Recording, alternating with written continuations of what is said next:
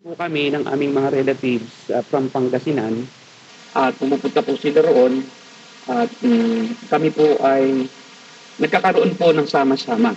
So iniipon po nila yung mga kamag-anak at kanila pong pinapupunta sa bahay ng aming pong yung nanay ng lola ko, yung aming ina, at doon po kami nag-gather. At doon ko po naranasan yung masayang sandali ng buhay ko nung aking kabataan. Doon ko po naranasan yung pagmamahal ng magkakapamilya. At bilang isa pong member po ng broken family, ako po ay bihirang-bihira na magkaroon ng pagkakataon na makasama yung aking mga kamag-anak. At hindi ko alam kung sino ang mga kamag-anak ko sa lugar na yon. At yung pong mga reunions na yon namin na ilang beses pong naganap sa aking pong kabataan ay hindi ko po malimot-limutan hanggang ngayon. Although sila po ay wala na, nasa ibang bansa na po sila, pero lahat ng family po nila kasi ay nag-migrate po sa US, ay kami po ay patuloy pa rin ang aming komunikasyon. Pero hindi ko pa rin sila malimut-limutan. Yung mga time na ako'y pinapakanta, tapos palakpakan sila kahit natuak po yung boses ko, sabi ko, ang saya ng ganitong pagsasama-sama na magkakapamilya. Doon ko na nakikilala ng aking mga kamag-anak na katabing bahay ng namin pero hindi ko kilala na kamag-anak ko pala. At tuwing Pasko ay ganito ang ating feeling. Ranas nyo ba na pagsasapit ang Pasko, parang may kakaibang saya sa iyong puso. Kahit tayo ay matatanda na, ganito pa rin magkaminsan yung ating nararamdaman na pagbagsak po ng buwang Nobyembre o Oktobre pa lang, parang mayroon ng saya na hindi mo malaman kung bakit. Parang mayroon ng nararamdaman kang kakaiba sa hangin na lumulukso-lukso ang iyong puso dahil makikita mo na naman ang iyong mga mahal sa buhay. Yung iba naman po ay kaya natutuwa ay mayroong Christmas bonus.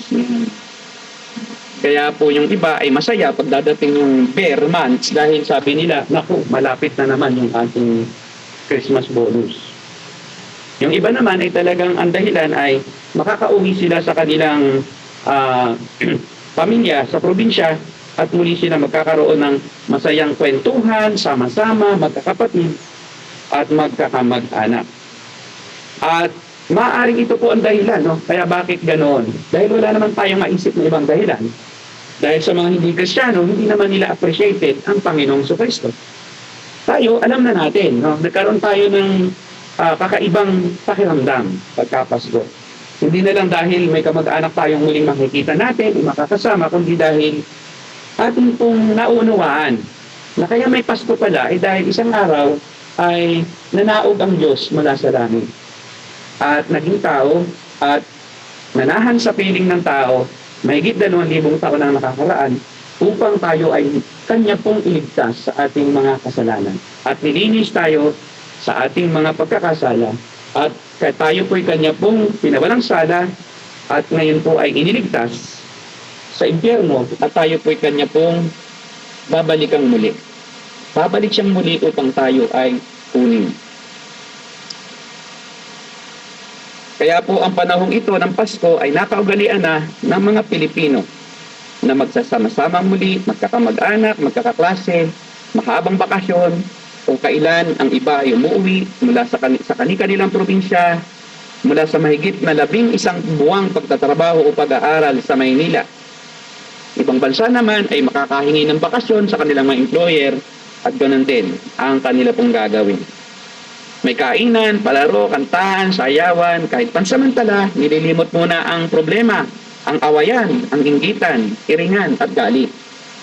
At kahit na pakitang tao yung iba, at least, may panahon na nagpapakitang tao sila'y walang problema sa kanilang kapamilya. Pero may isang reunion po na pinakamasaya sa lahat. There is one reunion which will be the greatest and happiest reunion of all reunions. Ang muling pagsasama-sama ng mga namatay na mananampalataya at nabubuhay na mananampalataya sa pagkuha sa kanila mula sa lupa at sa pagpiling nila at pagsama sa Panginoong Jesucristo. This will be the happiest. So this topic is for me, it is a non-dogmatic doctrine. But we have a stand. Yun po ang ating stand. We stand with pre-tribulation rapture. So ang ating pong pananaw ay MacArthurian. Gaya ni John MacArthur, that he believes that the believers on earth will not suffer from great tribulation.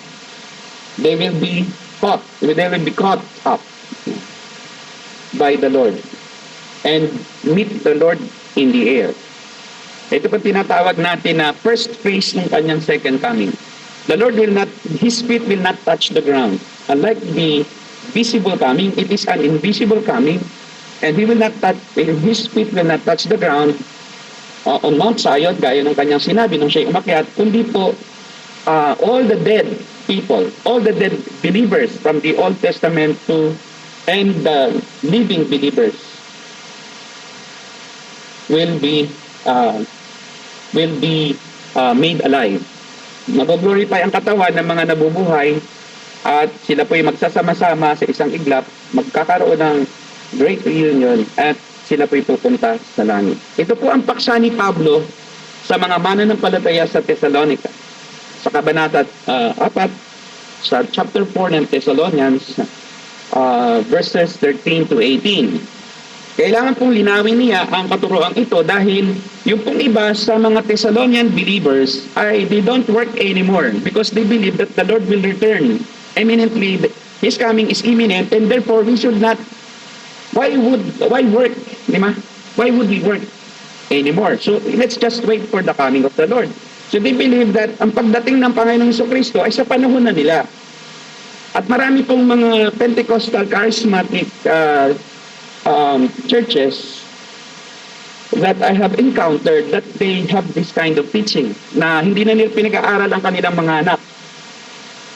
One time ako po ay nakapagpastor sa isang iniwang church ng isang charismatic na mga pastor. Ang napuna ko ay hindi po nag-aaral ang kanilang mga anak. So sa province. So mayroon pong matatanda na mga 16 years old na hindi pa nakagraduate ng elementary. So pinanong ko po yung mga mananampalataya na bakit ang anak niyo hindi po nag-aaral. So sabi nila, ang turo sa amin ng pastor, dati namin, hindi na kailangan mag-aaral kasi darating naman ang Panginoon. So ano pa ang saysay? Magsasayang lang sila ng oras sa school. At hindi na rin po sila nagtatrabaho at nangangarap sa buhay. They don't dream. They don't do anything to improve their lives financially.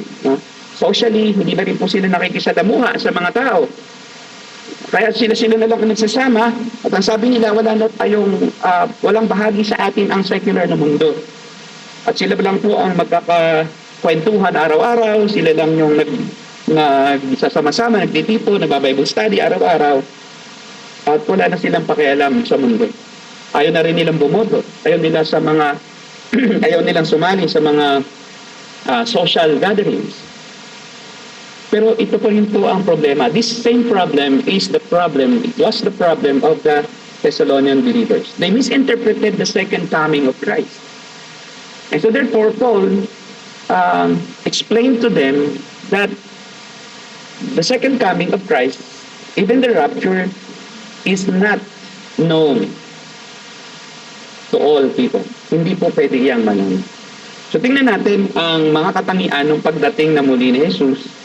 So according to some Christians or some theologians who don't believe in rapture, it is just a fairly new doctrine. Sabi nila it's about during the time of Darby. So bago pa lang ito, kaya sabi nila hindi kami naniniwala dyan kasi bago pa lang daw ito na doctrine. But the problem is there are still kaya nga kailangan semper reformanda. Kailangan natin, if we see even today, if we see some doctrines that are not yet revealed during the age of the church fathers, but they are scriptural, so why not consider them? It doesn't mean na hindi siya itinuro noong unang panahon, hindi siya totoo. And there are many teachings in the past of Reformed believers that are not biblical. That's why even Even yung pong may mga paniniwala na wala na pong 1,000 years. So post-millennialism, millennialism, there's no literal millennial kingdom. There is pre-millennialism. Na bago dumating si Christ, magkakaroon muna yung tunay na visible na pagdating, magkakaroon muna ng 1,000 years of Christ. So, we believe that we cannot 100% na understand and make sure or be sure of these future events. Because these are future events. But there are hints in the Bible that we should look into so that we can have a stand. And I believe that this should not be the reason for disunity among believers. And aside from that, dapat po ito ang maging hamon sa atin na we continue to study the scriptures. We interpret the scriptures if literal, if the construction, the grammatical order is literal, the meaning is literal. So if it is figurative, then interpret it figuratively. But we believe that this is literal. The Bible says that the Lord will come and He will rapture the believers. Those who are dead will not be first. They will be made alive, and at the same time, the believers who are still living during that time will be glorified. Their bodies will be glorified, and they will meet the Lord in the air. Now tingnan natin yung problema sa Thessalonica.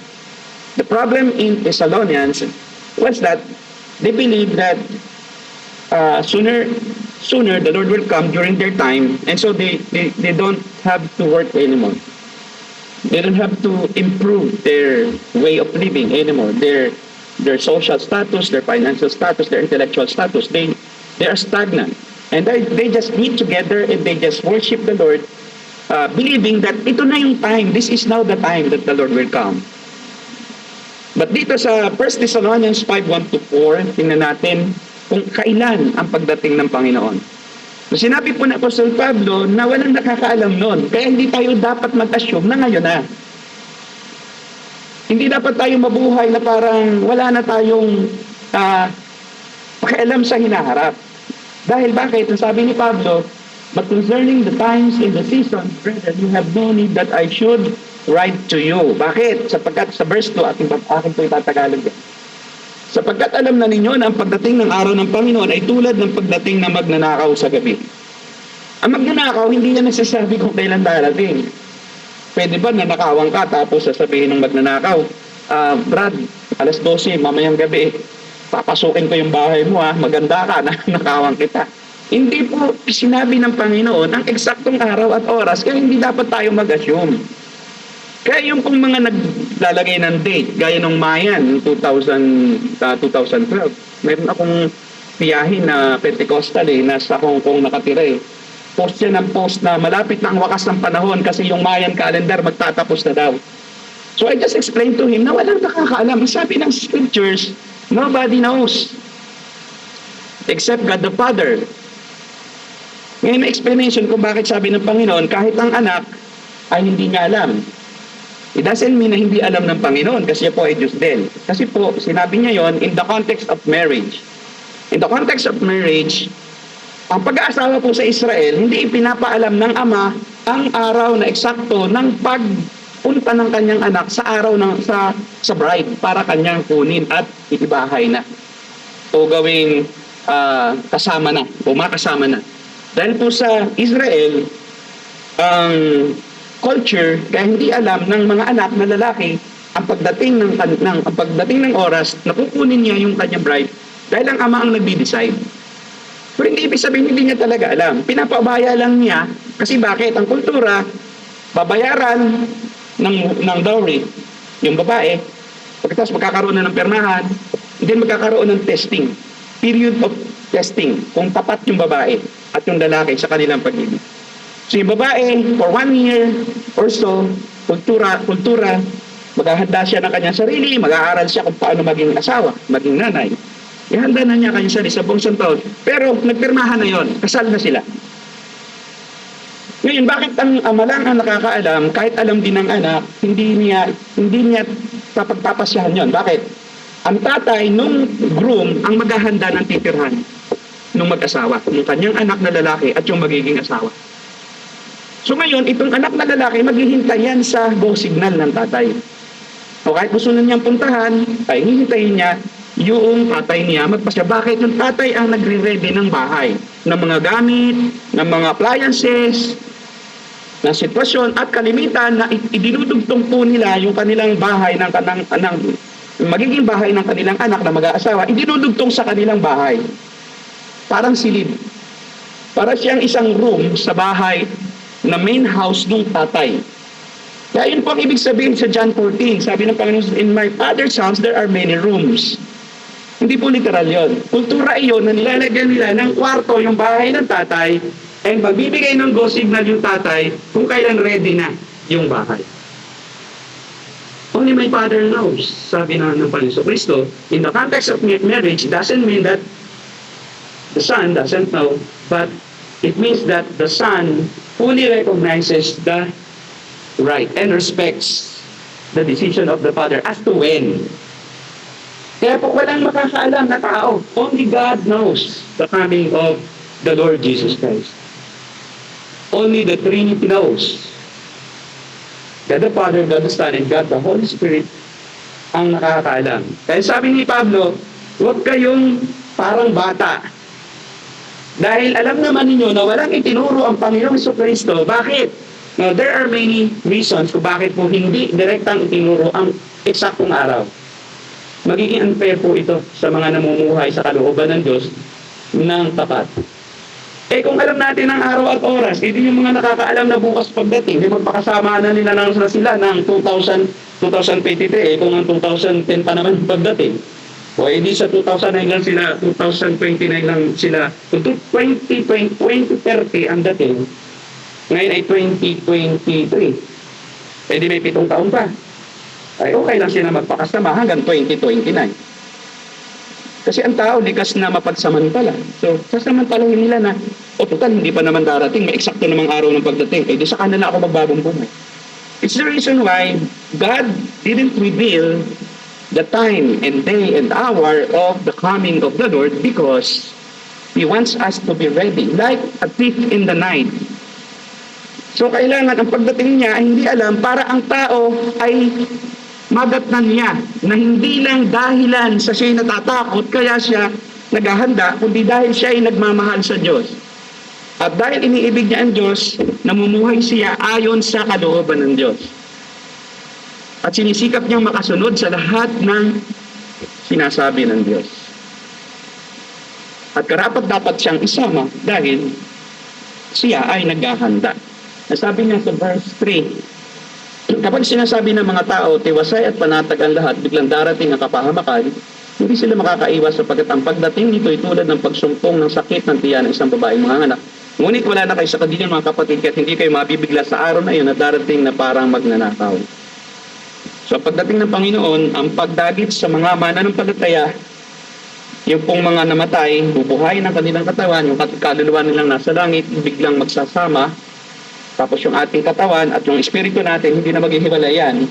Babaguhin tayo sa isang iglap at tayo po'y aakyat sa himpapawid upang magsadugungin ang lahat. Ito ang pinaka-masayang reunion dahil imagine, kung mayroong kang lolo at lola na yung pala'y nakarinig ng Ebanghelyo. Diba? Tapos makita mo roon kasama mo, di ba napakasaya? Akala ko hindi siya ligtas. Pero yung palang lolo mo, habang nakaratay sa banig ng karamdaman, meron palang nabasang Bible. Kahit pa kaninong Bible yan, kahit yan ay printed ng saksi, kahit printed yan ng charismatic, ng katoliko, pwedeng gamitin kasi ng Diyos yung Bible. In fact, Martin Luther became a Christian. He was regenerated while he was a priest, reading the book of Galatians. There was reformation of the Roman Catholic Church because a priest was converted into true Christianity through reading of the book of Romans and Galatians. And he fought against the false teachings of the Roman Catholic Church. He posted his 99 theses on the door of Church of Wittenberg Church in Germany. And then doon nagsimula ang reformasyon. Na nung una, tama pa, sana, ang mga katuruan ng mga Romano Katoliko. But in the course of time, in history, pinakailamanan ng mga hindi mananampalatayang papa ang katuruan at dinagdagan ng purgatorio, dinagdagan ng indulhensya, dinagdagan ng pagbibigay ng para maligtas o ng mga offerings. Kasama na iyon sa package. Para ka maligtas, trabahunin mo. Kailangan magpabinyag na. Dati walang binyag, pero nagkaroon na ng turo ng binyag. So kailangan ang bata gawin mong Kristiyano. Kaya ang salitang christening is unbiblical. Paano magiging Kristiyano ang isang batang walang kamalay-malay sa kung anong ginagawa sa kanya ng taong nagbabasbas o nagbubuhos ng tubig at sasabihin ng tao, ikaw ngayon Kristiyano na. Paano naintindihan ng isang bata ang salitang Kristiyano? At paano siya naka-agree? At nakapag-desisyon na siya ngayon magiging isang Kristiyano. And there's a reason why dito sa Pilipinas, nasabi sa atin, ang taguri sa atin, the only Christian nation in Asia. Yun ang taguri sa atin ng mga karatig bansa. Kasi ang mga karatig nating bansa, Muslim. Kung hindi Muslim, Hindu, Shinto, Japanese, mga Shinto. Indonesia, Muslim. Korea, South Korea, Hinduismo, Budismo, at Kristyanismo. North Korea, Achismo, hindi naniniwala sa tunay na Diyos. At dinidiyos ay si Kim Jong-un at yung mga ama niya, yung mga lolo, yung mga leaders ng North Korea. Pag sumamba ka sa tunay na Diyos, pasasagasaan ka sa pisod. So, they call the Philippines the only Christian nation in Asia, in Southeast Asia for that matter. Pero tingnan mo ang nakapaskil sa mga pader.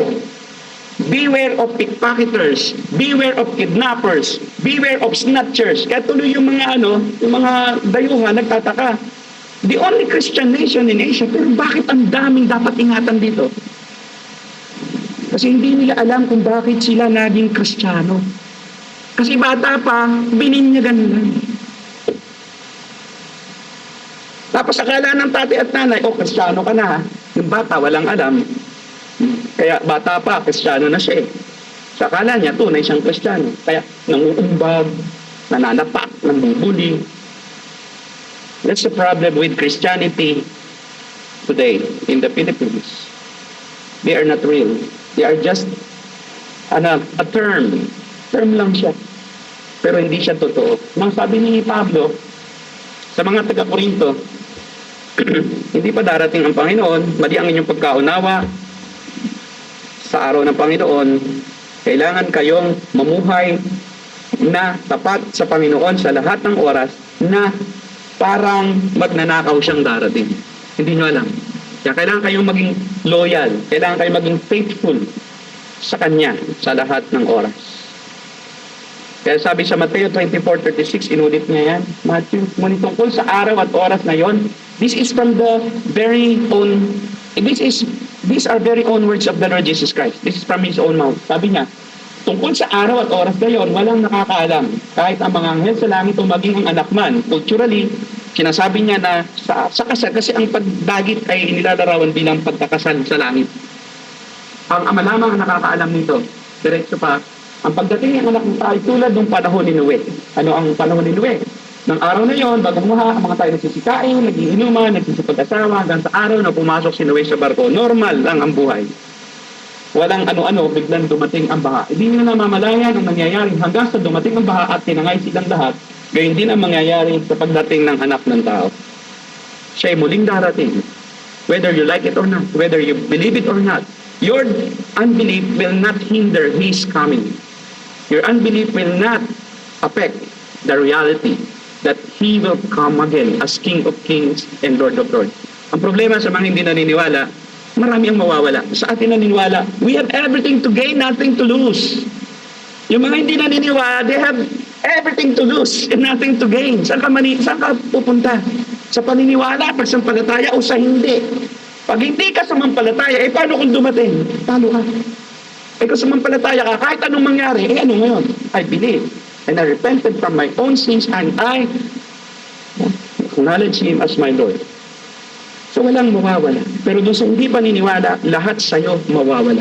Hindi ka makakasama, and you will spend your eternity apart from God, apart from the grace of God and His grace and mercy.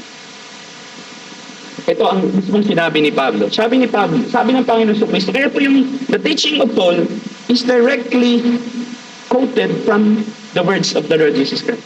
Tingnan niyo ang sabi ng Panginoon sa Kristo. The Lord Jesus Christ taught about rapture. Sabi na sa verse 40. Wala. Sabi sa verse 40, sa panahon yaon, may dalawang lalaking nagtatrabaho sa bukid. Kukunin ang isa at iiwan ang ikalawa. Nagtatrabaho sa bukid. Mawawala. Yung isa, iiwanan yung isa. Ang sabi rito, may dalawang babaeng nagtatrabaho sa gilingan. Kukunin ang isa at iiwan ang ikalawa. I don't know how can they interpret it as not as taking away.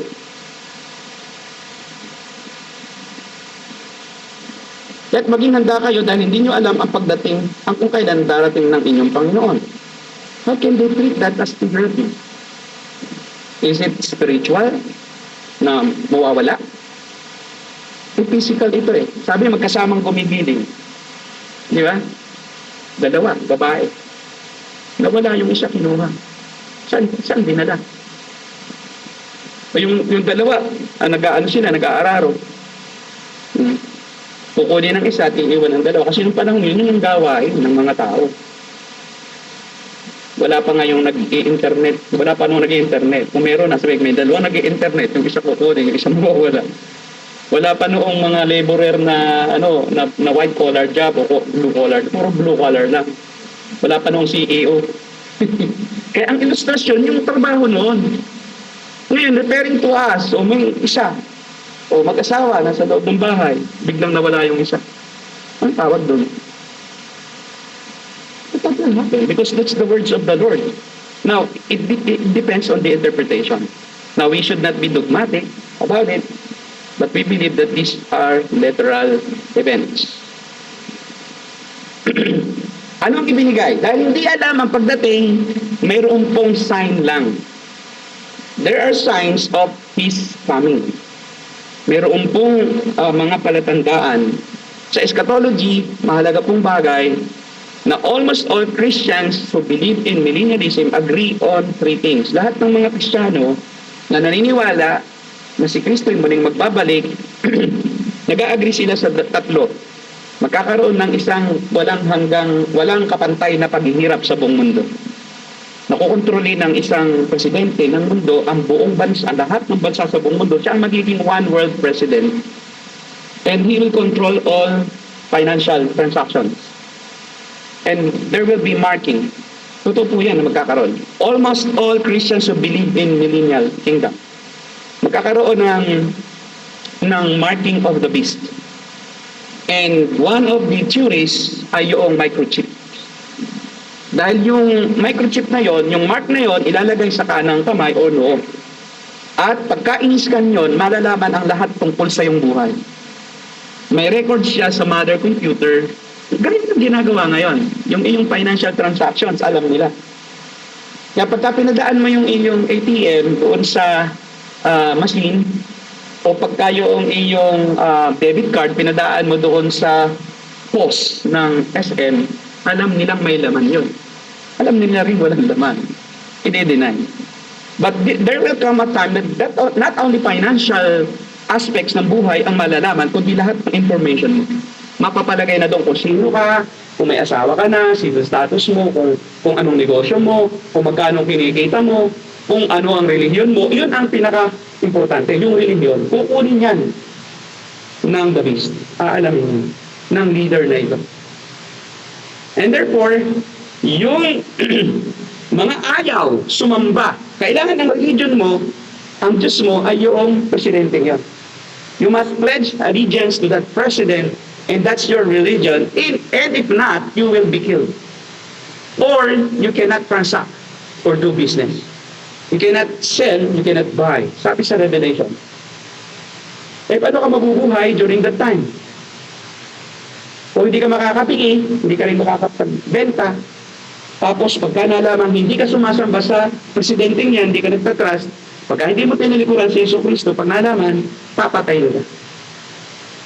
But again, ang sabi ni Paul, I believe that Paul believes that we are not subject to the wrath of God. Hindi po tayo mapapailalim doon. Kaya po ang sabi niya, yun po ang unang belief. Hindi tayo dadaan sa tribulation. And that's why there is rapture. Paano tayo hindi dadaan sa paghihirap? Kumulin tayo muna. Because there will be 7 years of tribulation. Yung 1/2 noon, yung 3.5 year, slight pa lang. Magpapakilala pa lang itong one world president, itong 666 na to. Magpapakilala pa lang siya at makikipag-isa siya sa Israel para mga Israelite rin makikipag-ugnayan sa kanila. Pero at the middle of 7 years, doon na mag-uumpisa na siya, isisira sa pangako sa Israel. Uupo siya doon sa templo at gagawin ang kanyang sariling Diyos. Yun ang time ng Israel ay magre-revolt against this leader.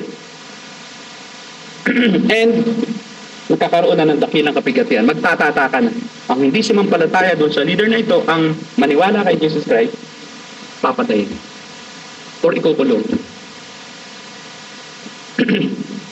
Ngayon, yan po ang mangyayari. Ito ang problema. Paano magkakaroon ng one world government? I don't believe that there is a pre-paid rapture because this will set up the one world government. There will be an event, worldwide chaos. And this will set up and will convince all the presidents of all the world nations to convene and to make a solution of this worldwide catastrophe. Magkakaroon ng pangbuong mundong kaguluhan because of rapture itself.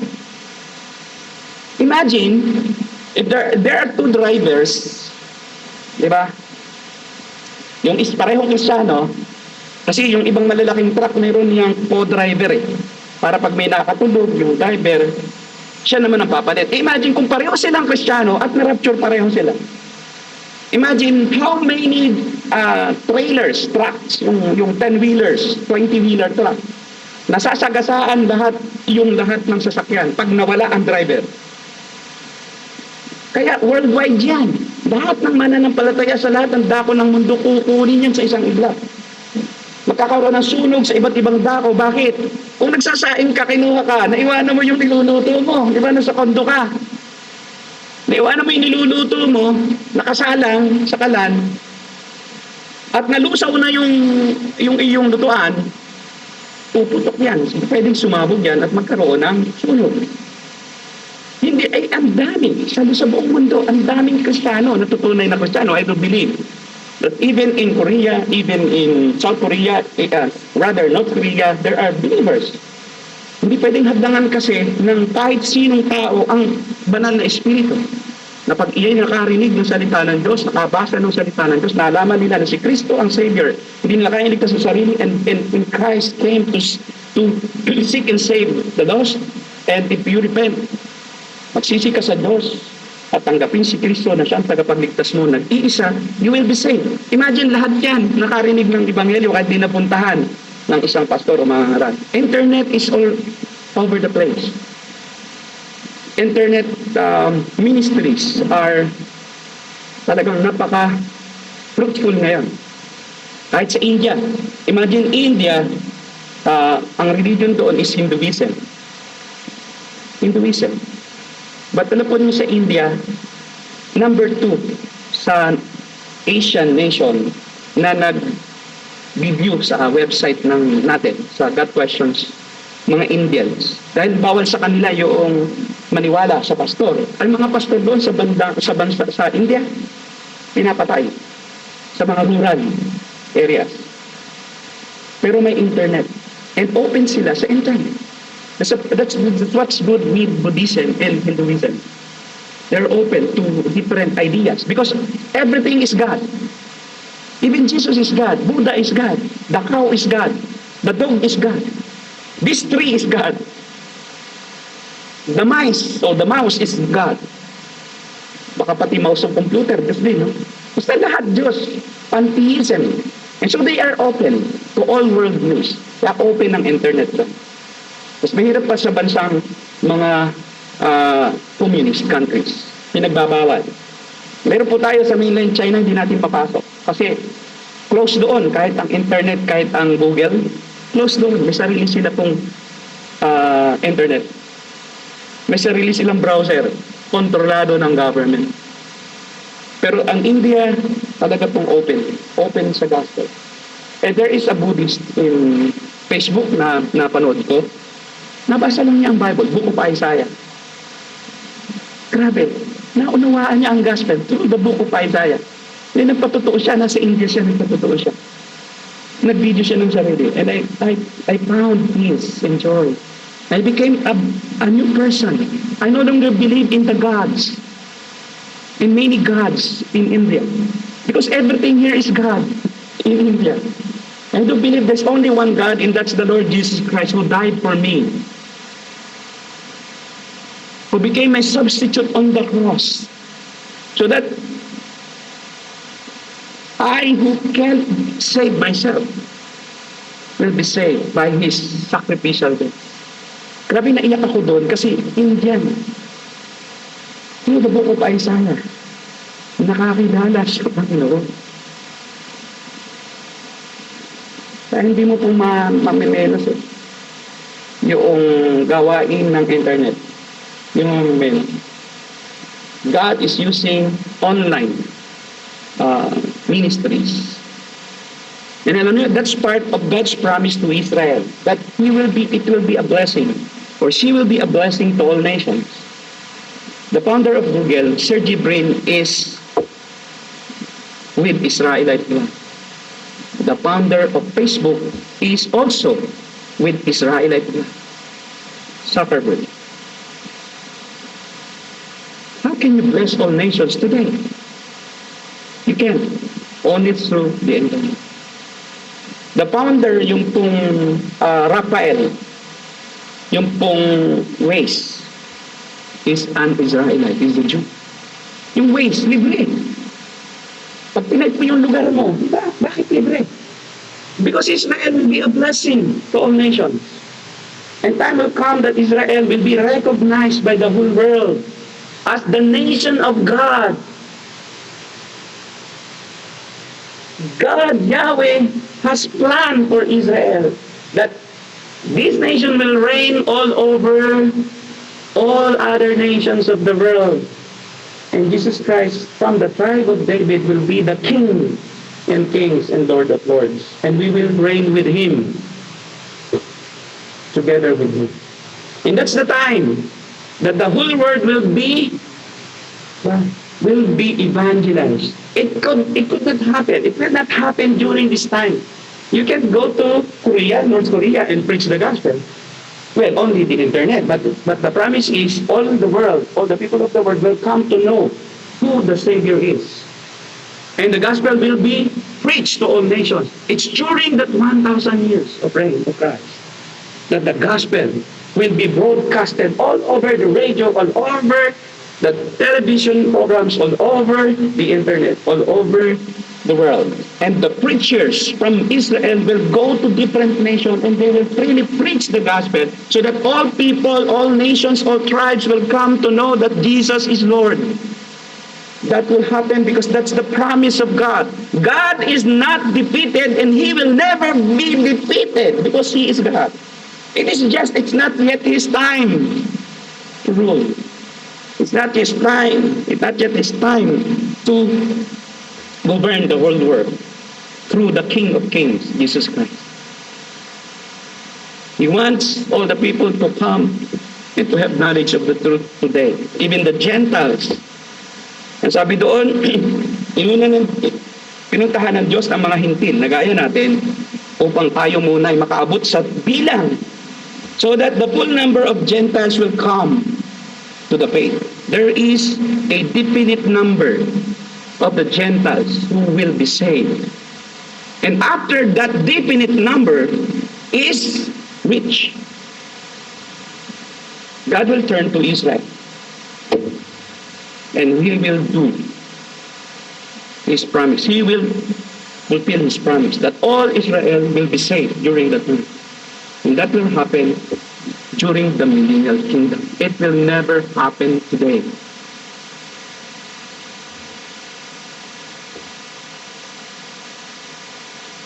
Mid-tribulation, pagka daw sa gitna na ang rapture, gitna na ng paghirap. Yun namang post-tribulation, wala na. Agad pagdating na ni Jesus bilang hari ng millennial kingdom. Doon na yung post-tribulation. So pagkatapos ng paghihirap, saka na lang tayo magsasama-sama. Pero ang sabi doon sa 1 Thessalonians, hindi tayo niligtas para dumanas ng parusa ng Diyos. 1 Thessalonians 1:9 to 10, 1 Thessalonians 5 to 9. Pakibasa, 1 Thessalonians doon sa ating text kanina. Tayo po'y tinawag hindi upang maghirap, magdusa. Tinawag po tayo upang tayo iligtas, hindi lamang po sa apoy ng impyerno, kundi sa puot ng Diyos na kanyang ibubuhos during that 7 years. For God did not appoint us to wrath, but to obtain salvation through our Lord Jesus Christ. I do believe that's what He meant with that.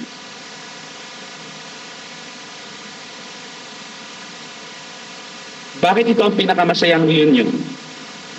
The reason why it is the happiest reunion because it is according to the promise that will never be broken. Mahirap umasa sa isang pangako na hindi naman matutupad. Diba? Parang katiyakan doon. Parang kung alam mo na ang tao nagsabi sa iyo ay marami ng mga napako ng pangako sa iyo, parang saka na lang ako ulit umasa. Baka sakali lang. But this promise of this reunion, grand reunion of all believers, will never be broken. Ito'y sinabi ng Panginoon, darating ako. Kaya sabi sa verse 13, mga kapatid, nais naming malaman niyo na ang katotohanan tungkol sa mga namatay na upang hindi kayo magdalamhati tulad ng mga taong walang pag-asa. Those people who don't believe in Christ, they have no hope in this world. Ang tangi lang nilang pag-asa, magising sila bukas at kumain, mabuhay, matulog, mapag-aral ang anak, mapag-aral ang matugunan ang pangangailangan ng pamilya, maayos ang buhay.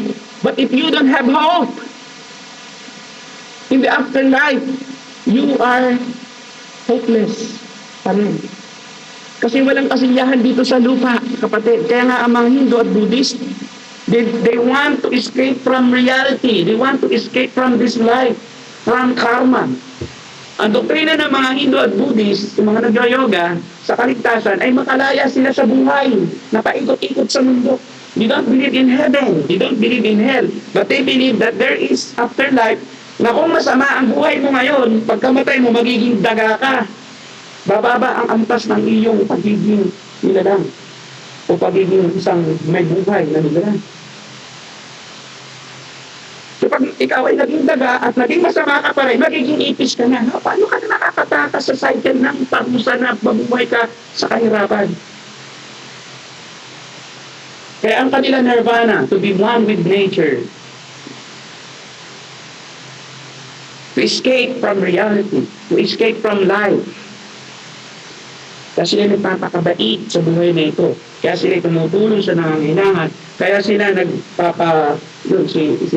may schedule si Andrea na si mamay po ay inopera libre. Diba? Yung lahat ng may katarata sa mata, may problema sa mata, bibigyan ng serbisyo libre. Libre lahat. Diba? Kaya nga po, nagpapakabait sila. Pero ang problema, gusto kong bumait, di ko magawa. Kasi wala nagpapakabait na tunay na mabait. Habang ikay nagpapakabait sa sarili mong lakas, nagmamalaki ka sa sarili mong ako'y mabait, which is sin, pride. So therefore, even your effort to become a good person becomes sin when you think that you are good enough to merit the favor of God. Kaya nasabi nila para kung makalaya dito sa cycle na ito ng karma. Magpapakabait ako na. But the problem is that is not according to reality. At kung ang iyong pananampalataya ay hindi ayon sa realidad, wala kang pag-asa talaga. Hindi yun mangyayari.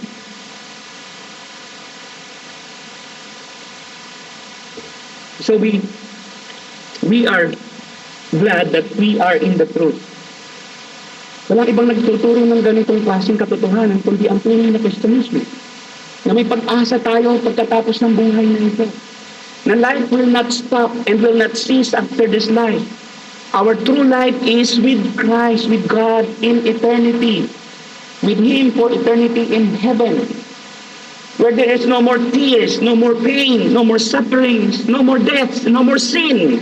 The best of all, there's no more sin.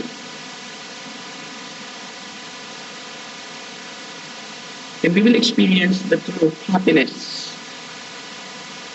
Ito mga kapatid, kung hindi pa Kristiyano ang iyong kapamilya, hindi mo siyempre kasama doon. Grand reunion lang po ito ng tunay na mananampalataya. Mga Kristiyano lamang. At ito po isang pag-asa nga na hindi mabibigo. Ano ang batayan ng pagbabalik ni Jesus? Yung kanyang kamatayan at muling pagkabuhay. Maraming plano ng reunion hindi nagaganap. Gaya ng class reunions. Yung iba naganap kulang-kulang, hindi nakapunta yung iba. Kasi nangako mag-sponsor, hindi tumupad sa pangako, magpapasahe. Ibang nangako darating, hindi naman nakarating dahil sa hindi inaasang pangyayari sa buhay. Nagkasakit during that day.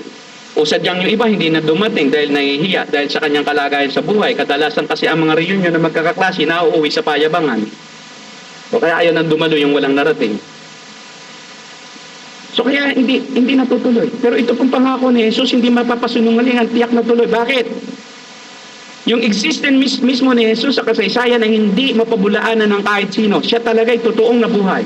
May isang Jesus na dumating sa Israel. 2,000 taong mahigit na nakakaraan, mahigit 2,000 taon na nakakaraan, at siya ay totoong nabuhay. Siya ay dinokumento ng mga sekular na mga historians na siya'y nabuhay ng isang exemplary life at siya'y nagturo at nangaral at na-record ang kanyang mga turo. Hindi mapapasubilean ang kanyang pagiging katangi-tangi sa lahat. Nabuhay siyang banal, itinuro ng kanyang buhay ang panghalilis sa mga makasalanan. Siya ang manunubos ng sanlibutan mula sa kasalanan, 1:29. Ang kanyang muling pagkabuhay ay hindi maitatwa. Siya'y pinatay na totoong namatay, tinusok ang tagiliran, inilibing, talagang totoong nakalibing sa loob ng 3 araw. Pero pagkatapos ng 3 araw, siya ay nabuhay na maguli. Sa 4 araw, siya nabuhay na maguli at siya ay nagpakita. Nagpakita siya sa mga 11 alagad, nagpakita siya sa 2 alagad, nagpakita siya sa 500. Nung siya umakyat sa langit, nasaksihan siya ng mahigit sa 500 katao. At sinabi niya nung siya umakyat sa langit, ang pagbabalik ko ay katulad din ito. Ako'y darating na muli. Yung kanyang visible coming, katulad ng kanyang visible going up to heaven. And then, hindi po maipaliwanag ng mga atista kung bakit hanggang ngayon di nila makita ang bangkay ni Jesus. Dahil ang kanilang paratang ay itinago ng mga alagad yung katawan ni Jesus. Pero up to now, there is no body of Christ that they can see. Hinukay na nila ng hinukay ang lahat ng mga sites kung saan si Jesus nag-ministry sa pag-aakalang mahuhukay nila yung katawan ni Christ. Kasi madi-DNA yun. Walang makita. Even during the time na may nagkwento yung mga Pariseo, sinulan yung mga gwardyang nagbabantay sa pintuan ng libingan na nawala ng malay dahil nagpakita ang anghel, sila ay nawala ng malay na parang patay. O paano pa nila malalaman? Tapos yung sila mamasmasad, wala na yung bangkay ni Jesus. Dahil nabuhay na maguli.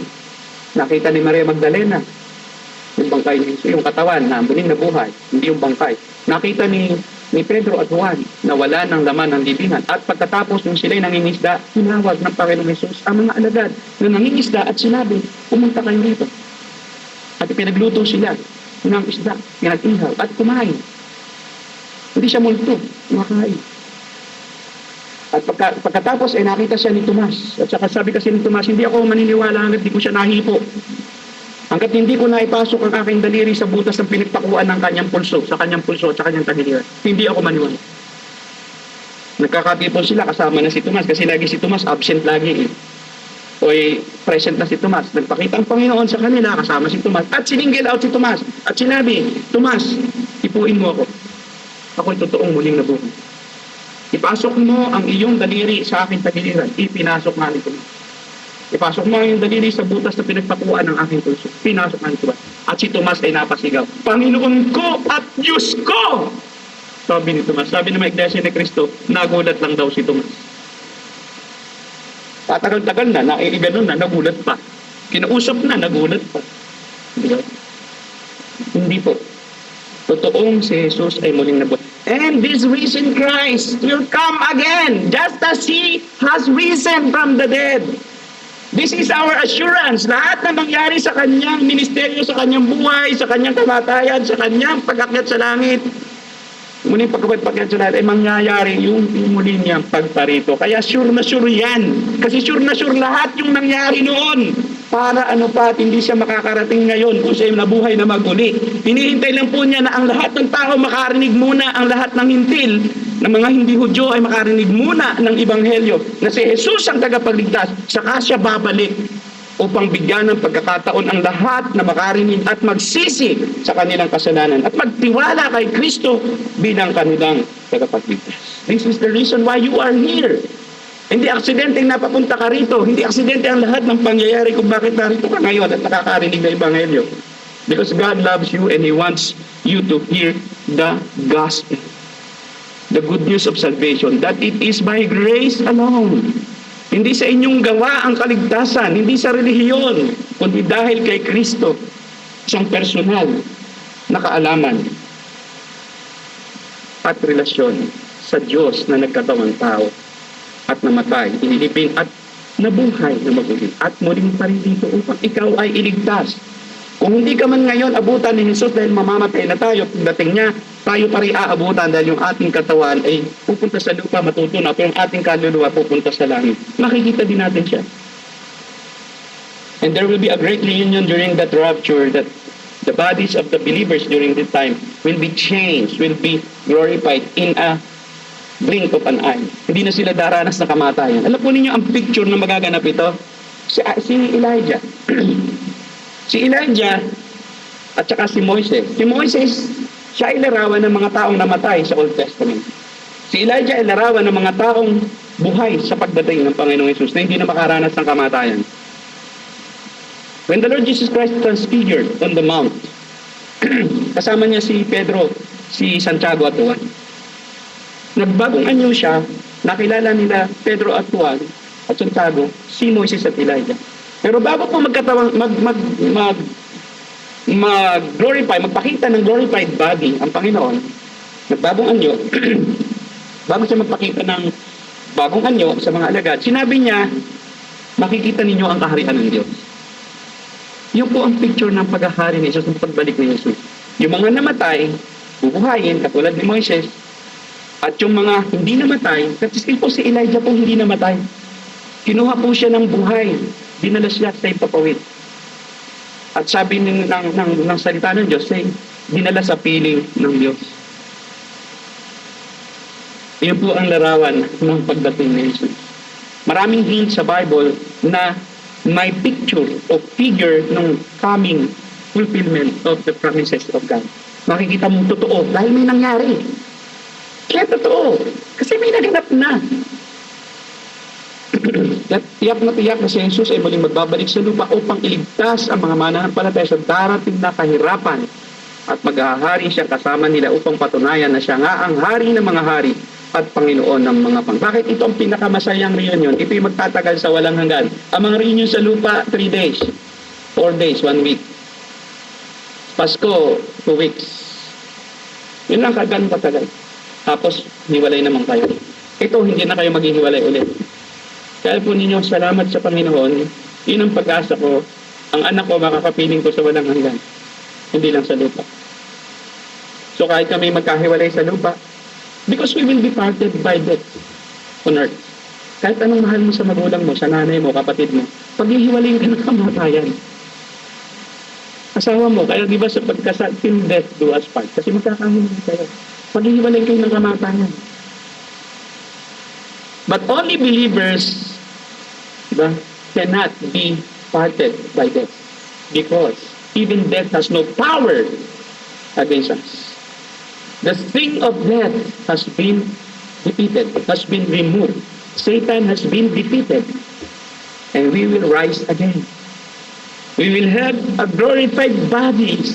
We will have a glorified bodies and we will be together with those loved ones who are also believers. Kaya nga po ang tunay nating kapamilya, mga kapatid, mahalin niyo po ang kapwa mo mananampalataya kasi yun ang tunay mong kasama sa walang hanggan. Pag-aralan mo ng mahalin ngayon. Kahit inis ka sa kanya. Kasi tao ka pa rin. Minsan, talagang lumalabas yung iyong irita, pagka-irita. Pero yan ang tunay mong kapamilya, yung kapatid mo sa Panginoon. Kasi yan ang makakasama mo sa walang hanggan, di ba? So, mahalin mo siya na ngayon. Pag-aralan mo kung hindi mo kaya. At kung minamahal mo na siya ngayon, lalo mo pang mahalin. Di ba sabi ni Pablo sa mga taga-Tesalonica bago itong turo niya tungkol sa pagdating ng Panginoon, pag napaigtingin ninyo ang inyong pag-ibig sa isa't isa, kasi kayo yung mga tunay na magkakapatid. We are brothers and sisters in the Lord. We are not brothers and sisters in one Father on earth and one Mother on earth, but we are one in the Lord. Ang Ama natin ay ang Diyos Ama. Tayo magkakapatid sa walang hanggan. Ang kapatid mo sa laman, kapatid mo lang siya sa pansamantala na panahon. Pero tayo, magkakapatid tayo, walang hanggang magkakasana-sana. Kung salamat ng nanay ko, nawa, tunay na naging Kristyano. Kasi yan ang dalangin ko, na ang nanay ko makasama ko sa walang hanggan. At doon na lang niya ma-appreciate yung kabutihan, kagandahan loob ng Diyos. Kasi baka dito sa lupa, hindi na siya makaabot doon sa estado ng doktrina na ma-appreciate niya lahat eh. Kasi siyempre, limited na ang kanyang time sa mundo. Pero I do believe, sino-sino ang makakasama? Ito, may maling katuruan patungkol dito. Ang sabi ng iba, pagka daw nadatnang ka ni Jesus sa rapture, na hindi ka daw namumuhay sa kalooban ng Diyos, iwan ka daw. Ay, their salvation ay according to work pa rin. Kapatid, walang sinabi ang Biblia na ang makakarating lang doon ay yung banal na banal. At yung mga suwail, yung mga time na yon, na halimbawa siya, nakamura, dumating si Kristo. Iwan ka kasi nagmura ka. Ang kapatid, rapture is also by grace. The same as salvation is also by grace. We are saved by grace. We are not to be judged by work. Mga kapatid. You will be together with us, with Christ, with all the believers during the coming of Christ, meeting Him in the air, even if you are not 100% holy, because nobody will be completely holy in this world. Kaya sabi ng iba, naku, pagka ikaw ay inimbita sa party, sana hindi dumating si Lord. Kasi nasa party ka daw, kahulog-hilo mo daw yung mga nagiinom. Hindi ka naman nagiinom. Ano problema doon? So, ang nagiging batayan na rin nila, ng kaligtasan sa paghihirap, by working rin. So, bumabalik sila sa work pagka ganitong mga issue na ng salvation. Kaya nga, mga kapatid, lahat ng totoong mananampalataya, ba? May nagawa man silang kasalanan nung panahong dumating si Kristo.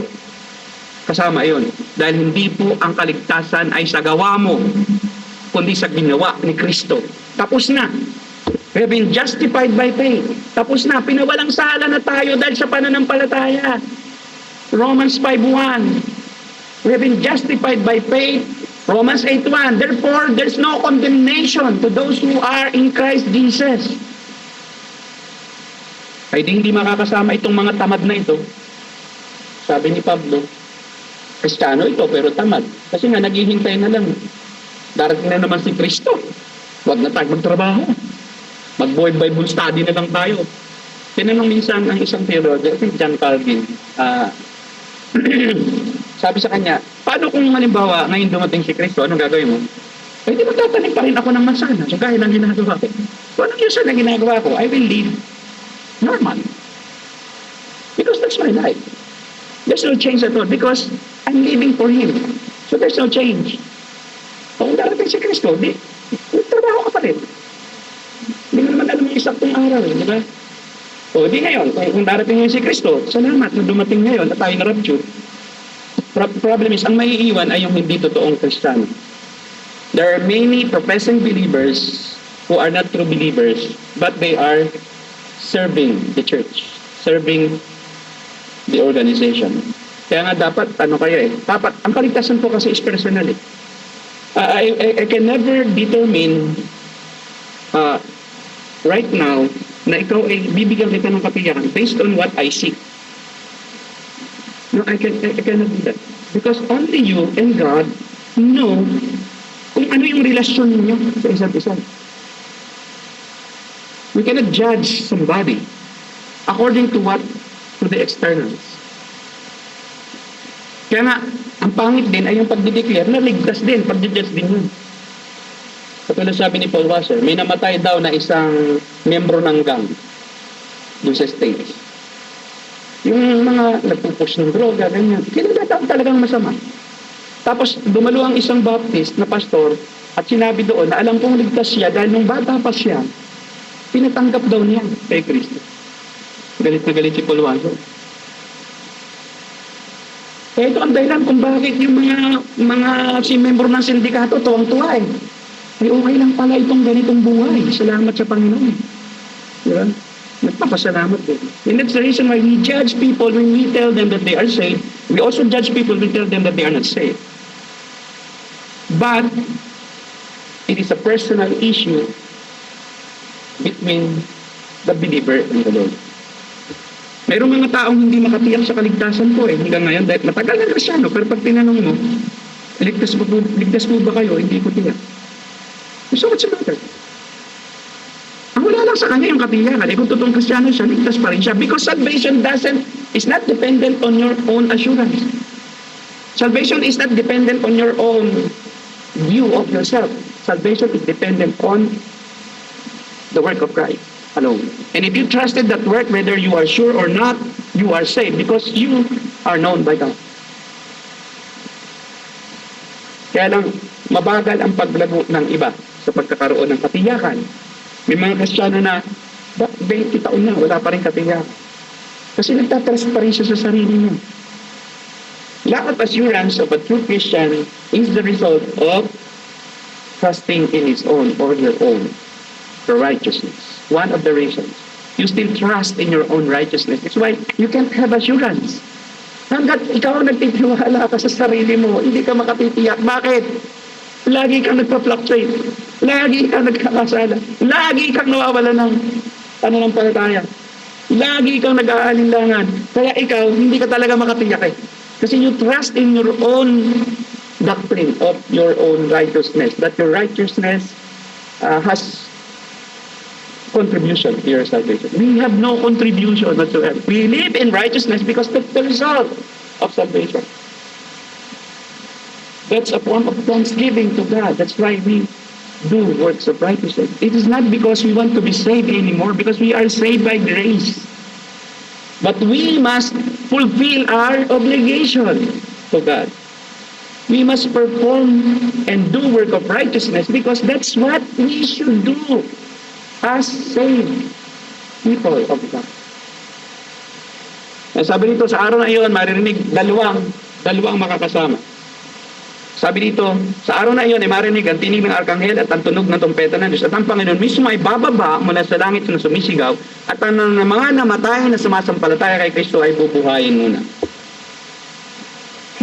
Yung kanilang katawan na namatay, alabok na, at yung kanilang kaluluwa, kasama ni Jesus sa darating at isang iglap, magsasama yan. Bubuhayin yung katawan nila at sasapi yung kanilang espiritu at kaluluwang nasa langit. Pagkatapos tayo naman na nabubuhay pa kung dumating siya, bigla na lang tayong mababago sa isang iglap. Wala nang kamatayan. Hindi na tayo daraan sa paghinto ng tibok ng ating puso o pagtigil ng sirkulasyon ng dugo. Agad-agad tayo magiging glorified ang katawan. At ang glorified body, mahimalang katawan, malakas na katawan, makapangyarihang katawan. Gaya ng katawan ng Panginoon na nakakalusot sa pader. Pero nahihipo. It cannot be explained by human mind. Walang sakit, malakas, wala na, hindi na sisipunin, hindi na naluluha, hindi na iiyak pa, hindi na magdaramdam. Ang papahiran ng luha ay yung papasok doon sa mihinal kingdom. Kasi ano pa rin sila eh, may katawan pa rin. Titira sila roon, makakaranas pa rin sila ng kamatayan. So, binigyan din. Pati sila sa palibot.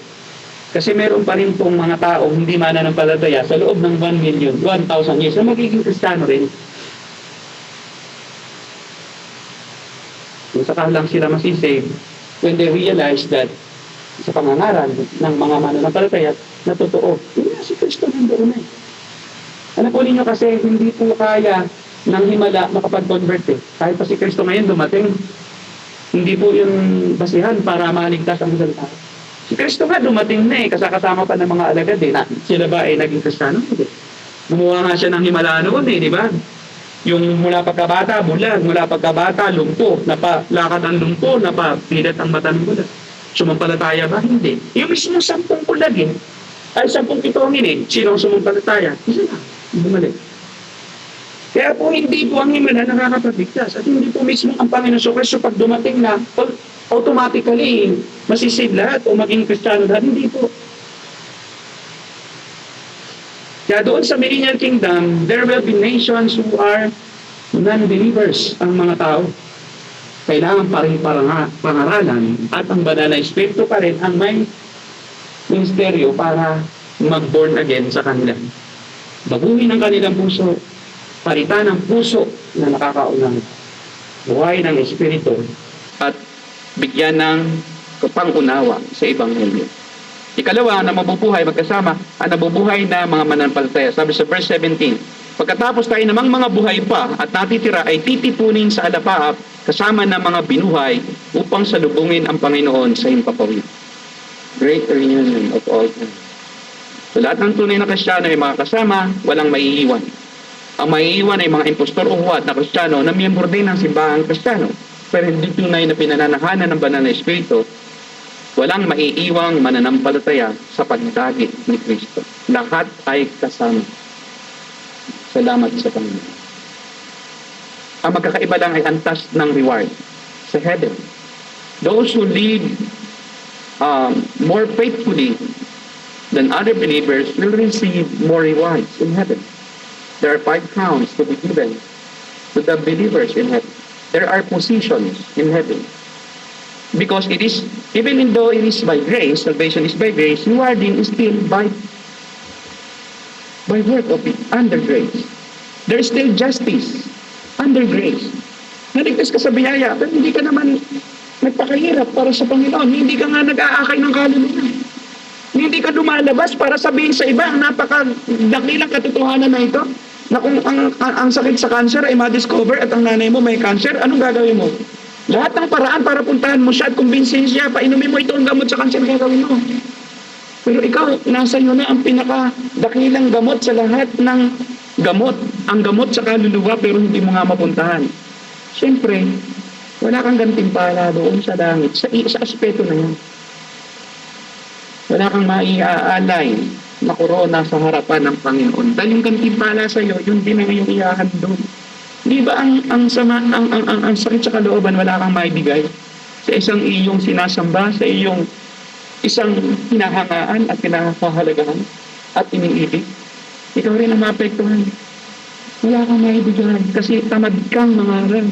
Wala kang maibigay dahil nahihiya ka lagi.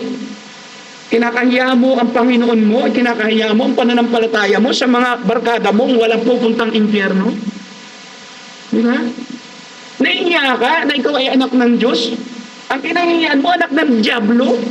Tapos sasabihin, kasi nakakahiya ako kasi ganito lang ako, kapatid. Hindi dapat ka nahiya eh. Ba't ka mahihiya, anak ka ng Diyos eh. Pero wag ka namang walang hiya ha. Hindi na ibig kong sabihin. Kung hindi ka nahihiya, ay hindi ka mapapaapekto sa kanilang pananaw sa iyo kung sino ka. Bakit? Ikay anak ng Diyos eh. Huwag mo pabayaan, ikay laitin, ikay ganyan ka, wala kang mararating sa buhay. Bakit? Ang Diyos ay Diyos ng himala. Kaya kanyang itaas sa harapan ng mga tao sa kanyang sariling paraan na hindi mo mauubos maisip na mangyayari. Mamamalaya mo na lang. Naganap na yung kalooban ng Diyos sa'yo. Na hindi mo naman, sinangat, dati. Hindi mo nga alam kung paano naman. Mga kapatid, tayo ay maging proud na tayo mga Kristiyano. Hindi yung proud ng mundo. So, hindi mo natin ikaya na tayo mananampalataya. Ating ipag-anuhan sa tao sa lahat. Na tayo ay may nalalaman tungkol sa Panginoon. At tayo po ay tiyak makasama doon sa pagliligtas na ito ng Diyos. Mula po sa tribulation, kung tayo buhay pa, naaabutan niya. So siyempre, kung tayo patay na, hindi naman na tayo aabot doon. Sa langit na tayo agad at yung katawan natin bubuhayin upang tayo magkasama-sama lahat. Mga patay at buhay sa piling ng Diyos at tayo ay pupunta sa langit na tahanan natin. Na ibababa din ng Diyos sa bagong langit at bagong lupa. Sa bagong lupang lilikhain niya pagkatapos ng huling paghuhukom sa mga hindi mananampalataya. After ng 1,000 years, after the 7 years, bababa tayo lahat. Sa 1,000 years na yun, na rule and reign of Christ, tayo magkakasama, maghahari sa buong mundo. And afterwards, magkakaroon ng paghuhukom. Huling paghuhukom, hindi sa atin, kundi sa mga hindi mananampalataya. Mula sa mga patay ng lumang tipan hanggang sa panahon na si Jesus and natapos ang paghahari sa mundo na namatay sila, magkakaroon ng dakilang paghuhukom sa tronong puti, the Great White Throne Judgment. That Great White Throne Judgment will determine yung antas, the degree of punishment. Under justice, under judgment of God, there is still justice. To those unbelievers, there are more punishment for others. The degree of punishment will be severe, more severe than others. Because they cannot be saved, they were not saved by grace, but they cannot be saved by work. But they will be judged according to the work that are written in the book. Lahat ng ginawa ng taong masama na hindi sumampalataya kay Kristo, sa buong buhay niya, lahat yun ay nakalista. Sabi nga ng Panginoon, walang kahit isang salbihin na hindi mabubunyag, nasa aklat. Lahat ng kanyang inisip, lahat ng kanyang ginawa, nakarecord. Bakit? Hatulan sila ayon dun sa kanilang ginawa. Hindi para dalhin sa langit. Upang sila i-judge kung saan sila kainit at kahirap at ka-painful yung kanilang daranasan. And yet, marami doon na mga Pariseo pupunta na nagtuturo ng kautusan. Mas matindi pa ang parusa kasi doon sa mga nakikinig lang. Kasi iniligaw nila ang tao sa kasinungalingan. At ang tao ay naligaw at hindi po nakaabot sa katrunungan at sa kaalaman ng katotohanan. Kaya po tayo po ay magpatuloy. Gaya ng hamon ni Pablo, nawa ito'y maging kaaliwan sa lahat. Na hindi lang itong buhay na ito, ang ating buhay. Tayo may buhay pa na darating na kailanman ay hindi na matatapos ang kasiyahan. Dito sa lupa, pag tayo ay pagpasko, lalo pagka yung pabagong taon, lahat nag-aabang ng fireworks. Di ba, pagka nakakita ka ng fireworks, grabe, parang umbrella, iba-ibang kulay, meron namang parang Christmas tree, diba? Hangang-hanga ka na, di ba? Eh kung doon pa lang humahanga ka na, much more sa langit pag naroon ka na. Ay doon, iba-ibang kulay, iba-ibang katangian ng Diyos, iba-ibang ningning, iba-iba ang ginto, ang lalakaran mo, ginto na lantay, na parang salamin, na kumikinang na parang kristal. Kaya nga hindi tayo talaga babaguhin ng Diyos ang isip natin pagdating natin sa langit. Dahil hindi mo talaga, baka pag isip lupa pa, tatanggalin mo yung ginto roon, baka ibenta mo eh. Di ba? Kasi ang isip mo hindi babaguhin, nagkagahaman pa rin. Kaya papalitan ng isip mo na ma-appreciate mo yung grabe. Kaya nga, ang sabi ni Paul Washer, I will just quote this, heaven is an endless chase of the glory of God. Ang langit ay walang hanggang paghabol, pag-appreciate sa walang hanggang pagwalatian ng Diyos. Hindi mauubos ang pagkamangha mo dahil iba-ibang aspeto ng katangian ng Diyos ang iyong mararanasan na hindi mo pa naranasan kayo.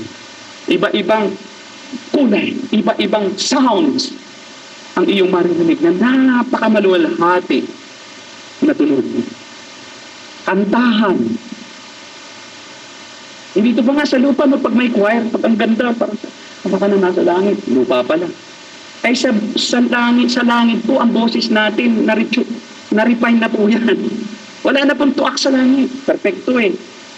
Pag may tuwak pa sa langit, di po langit yun. Pag kumanta yun, sabihin mo, pati aso, mga ganun. Diba, pagka kumakanta ka, doon po sa langit, sarap pakinggan. Tapos aasahin na ka, may alto dito, mayroon ditong, di ba, tenor, mayroon ditong soprano. Perpekto na ang boses mo. Perpekto na ang itsura. Wala na pong pangit din sa langit. Lahat makinis. Kasi wala na po tayong mga kahit anong pekas-pekas na yan. Wala na po yan. Kasi maluwalhati ng katawan mo. Yung taba mo, kinaltas na yan. Hindi na yan.